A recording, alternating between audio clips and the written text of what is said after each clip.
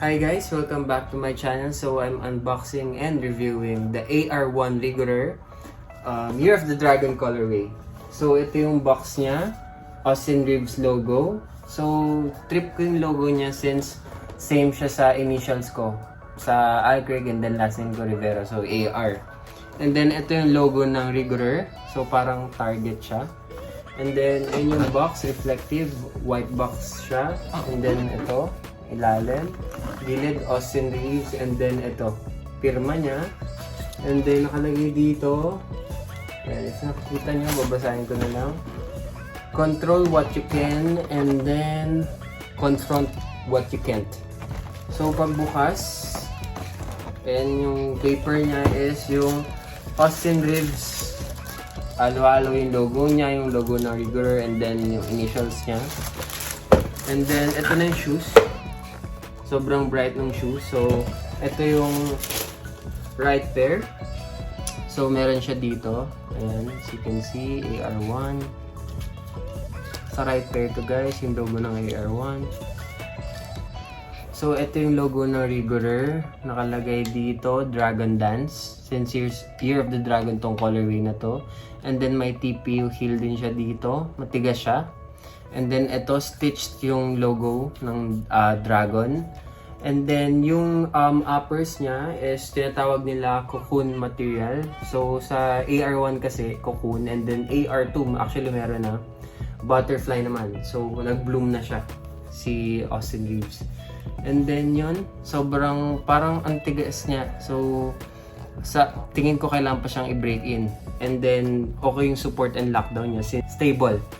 And then, ito yung sa tongue niya, Austin Reeves, and then logo ng Regular. White laces lang siya.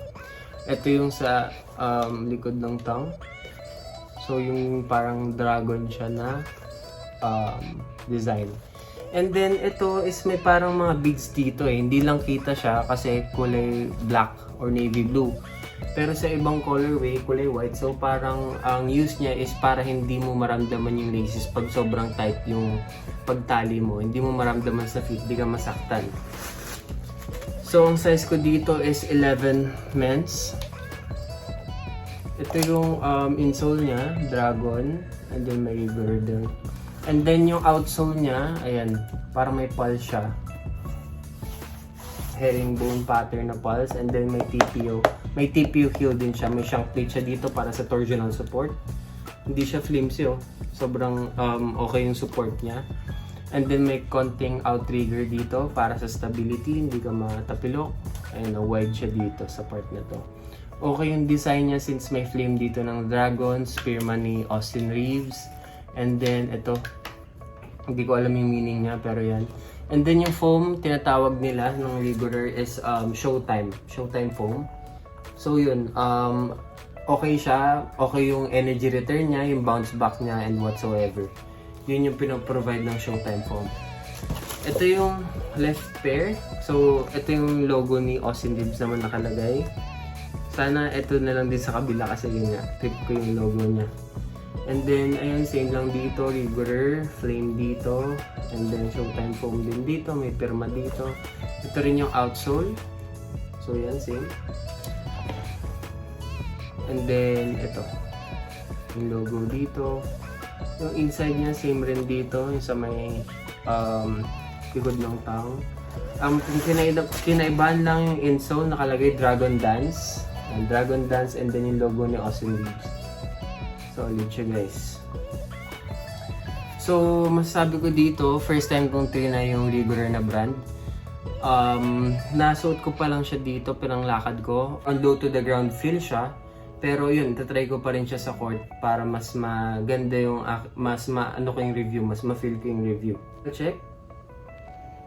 Bango rin niya. Solid. And yun sa outsole niya pala, mukhang durable naman, matitigas yung grooves niya. Ayan o. Tsaka pag alam niyo pag Chinese brand talagang okay siya sa outdoors kasi sa mga Asian countries mahilig tayo sa mga outdoor courts compared sa iba. And then ito may design din dito. And then yun, sobrang loud lang ng colorway. Pero for sure talagang okay to. Okay to sa court. And i-update ko na lang kayo sa performance review. Pero ito yung initial review ko. And then yun, good naman siya. Guys, I just wanna say, sa unang fit ko lang dito sa condo, grabe yung squeak niya. Sobrang ganda ng traction, sobrang kapit. Dito pa lang yun, how much more sa court. And then, more on energy return yung nafe-feel ko. Low to the ground feel, and then parang may bounce back ka. So yun yung Showtime foam na sinasabi nila, EVA foam. So sobrang solid niya. Parang sobrang excited na akong gamitin siya pang laro.